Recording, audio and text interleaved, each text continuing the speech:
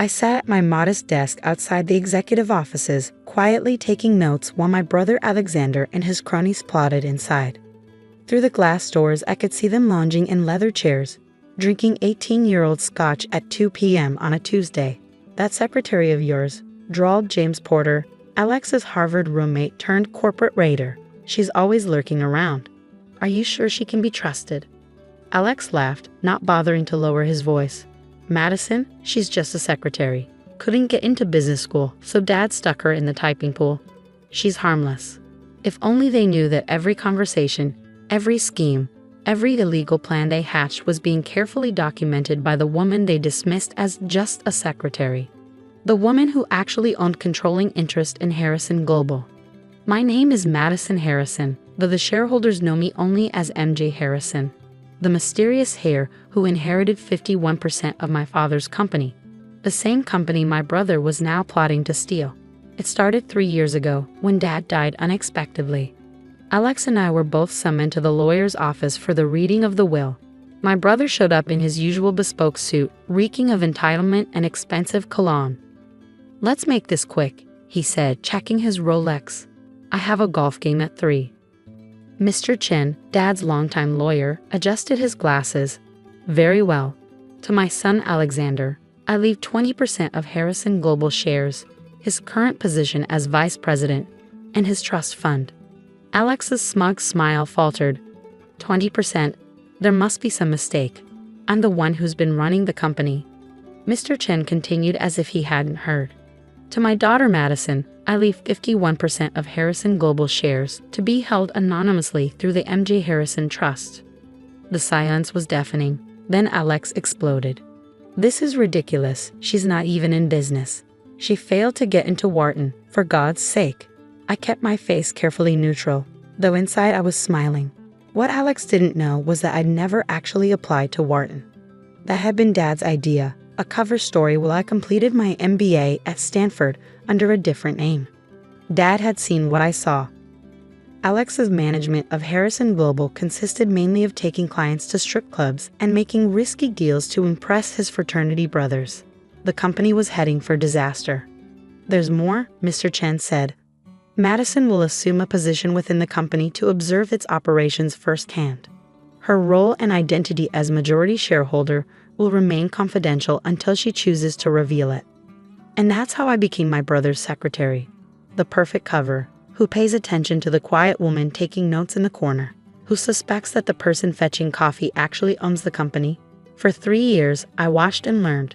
Every time Alex charged personal expenses to the company, I documented it. Every time he made deals that benefited his friends at the shareholders' expense, I recorded it. Every time he harassed female employees, believing his position made him untouchable, I added it to my files. I worked late into the night, reviewing reports, analyzing financials, and quietly directing the board through carefully worded memos from MJ Harrison. While Alex played executive, I was actually running the company. "Madison." Alex's voice interrupted my thoughts. "Get in here." I grabbed my notebook and entered his office, the picture of secretarial efficiency. "Yes, Mr. Harrison. We need the Jensen merger documents by tomorrow morning. Stay late and get them done." He didn't even look up from his phone. "Of course, sir." I made a note, knowing full well that the Jensen merger was just a cover for his latest scheme. He planned to sell off the company's most valuable assets to a shell corporation owned by his friends, then buy them back at a fraction of their worth. What he didn't know was that tomorrow's board meeting would change everything. "Oh, and Madison." He finally looked up, his smile condescending. "Try not to screw it up this time. We all know numbers aren't your strong suit." James Porter snickered. I fought the urge to tell him that I graduated summa cum laude from Stanford Business School, or that I'd grown Harrison Global's profits by 40% through my anonymous leadership. Instead, I just nodded meekly and returned to my desk. Later that evening, after Alex and his friends had left for their usual 3-hour lunch that turned into drinks, I sat in my real office, a hidden room accessed through the building's old maintenance corridors. Here, surrounded by monitors and files, I did the actual work of running Harrison Global. My phone buzzed. A message from Mr. Chen. "Everything's ready for tomorrow. Are you sure about this?" I looked at the photo on my desk. the only personal item in this secret space. It showed Dad and me at my Stanford graduation. Both of us smiling at our shared secret. Keep an eye on your brother, he told me. Give him enough rope to either learn responsibility or hang himself. Then do what needs to be done. Well, Alex had made his choice. Tomorrow, the board would learn that their supposedly incompetent secretary was actually the majority shareholder who had been steering the company to record profits. They'd see evidence of Alex's schemes, his mismanagement, his abuse of power. I typed back to Mr. Chen. Yes, it's time. That night, I stayed late as ordered, but not to prepare merger documents. Instead, I finalized the presentation that would end my brother's reign of mismanagement. 3 years of evidence, all meticulously organized. As I worked, I heard Alex return from drinks. He stumbled past my desk, stopped, and turned back. Still here, Maddie. Such a dedicated little secretary. His words slurred slightly. You know, that's all you'll ever be. Some people are born to lead, others to take notes. Know your place. I smiled, thinking of the boardroom tomorrow. Oh, I know my place, Alex, and tomorrow you'll know yours. He blinked, confused by my tone, and shrugged it off and continued to his office. In less than 24 hours, his world would collapse, and the secretary he dismissed would finally step into the light. I looked in at the Jensen merger documents he demanded, blank papers that would never be filled out. Tomorrow, Madison the secretary would disappear, and MJ Harrison would finally take her rightful place at the head of the company. Some people are born to lead, I whispered, echoing his words. You just never realize which one of us it was. The morning of the board meeting dawned clear and bright. I arrived early, dressed not in my usual conservative secretary attire, but in a perfectly tailored channel suit I'd been saving for this moment. My comfortable typing chair had been replaced by an elegant leather executive chair at the head of the boardroom table. I was reviewing my presentation one final time when Alex burst in, his face red with fury. Madison, where are the Jensen documents, and what the hell are you doing sitting there? The documents aren't ready, I said calmly, not looking up. And I'm sitting exactly where I belong. Have you lost your mind? Get out of that chair before the board arrives. And what are you wearing? You look like you're playing dress up in mom's clothes. I finally met his gaze. No, Alex. For the first time in 3 years, I'm not playing anything. The board members began filing in. Their confusion at seeing me in the chairman's seat quickly turned to shocked whispers. James Porter nearly choked on his coffee. What is this, some kind of joke? He demanded. Someone call security. That won't be necessary, Mr. Chen said, entering with a thick folder. Ms. Harrison has every right to be here. In fact, she called this meeting. Alex grabbed my arm. I don't know what game you're playing, but it ends now. Get back to your desk. I pulled free of his grip. Touch me again, and you'll be facing assault charges on top of everything else. Everything else? His face paled slightly. Ladies and gentlemen of the board, I began standing. For the past 3 years, you've known me as Madison Harrison, Executive Secretary. But my full title is Madison Jane Harrison, MJ Harrison, majority shareholder of Harrison Global. The room erupted in chaos. Alex staggered back as if I'd struck him. Impossible, he whispered.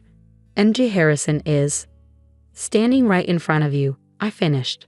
While you were playing executive, I was actually running this company. Every decision credited to MJ Harrison over the past 3 years.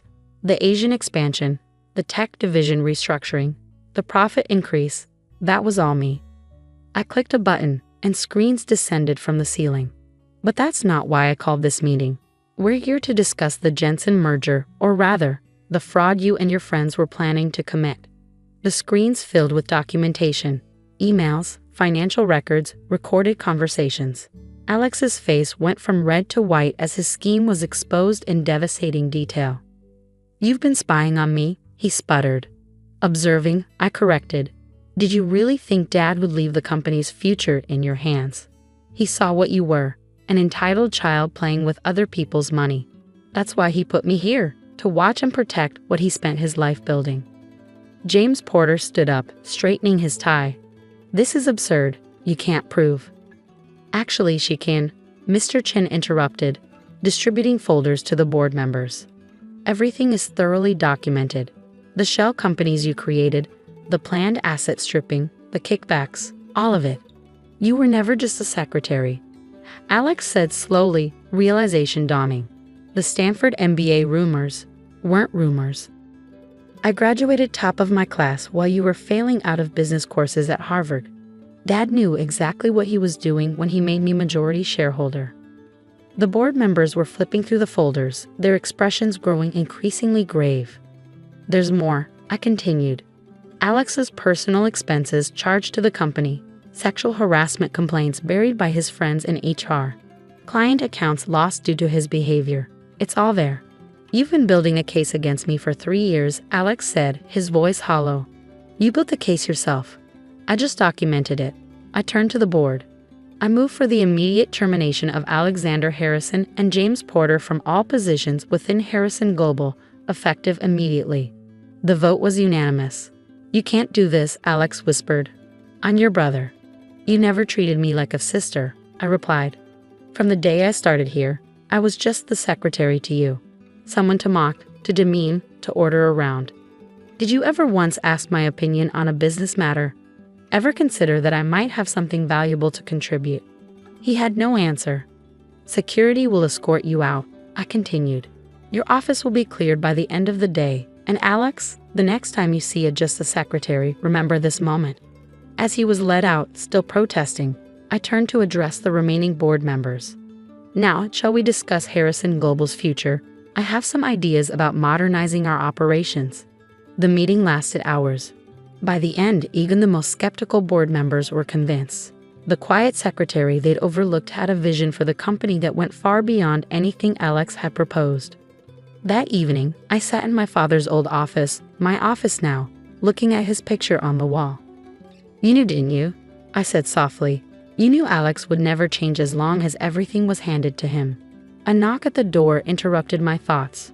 It was Mrs. Reynolds, my father's former secretary, now mine. "Miss Harrison, your brother is in the lobby. He's quite insistent about seeing you." I considered sending him away, but then I remembered something Dad used to say. True leadership isn't about revenge. It's about growth. Yours and theirs. Send him up. Alex entered hesitantly, his usual swagger gone. He looked smaller somehow, without his executive title and corner office. "I've been thinking," he said, not meeting my eyes, "about how I treated you, how I treated everyone." "Good. That's a start. I want to learn, really learn, not just pretend." He finally looked at me. "Will you teach me?" I studied him for a long moment.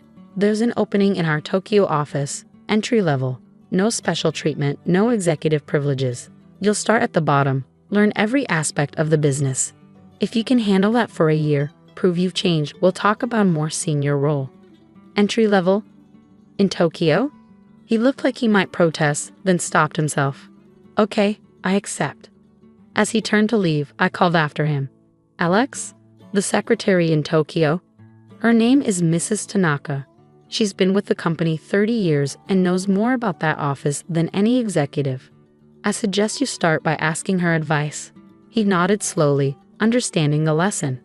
1 year later, Harrison Global's profits had doubled. Our corporate culture had transformed. No more old boys club, no more harassment, no more entitlement. Success was earned, not inherited. And Alex? He surprised everyone by thriving in Tokyo.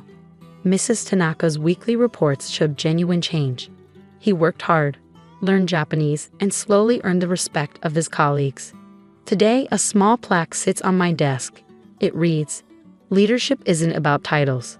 It's about vision, integrity, and the courage to see what others overlook." Below it sits my old secretary nameplate, a reminder that true power isn't in the position you hold, but in how you use it. Sometimes I still take notes in meetings. Old habits die hard, and good leaders never forget where they started. But now, when someone says, "just a secretary," I smile, thinking of the day a quiet woman with a notebook brought down an empire of privilege and built something better in its place. After all, isn't that what secretaries do? We observe, we document, we organize, and sometimes we lead.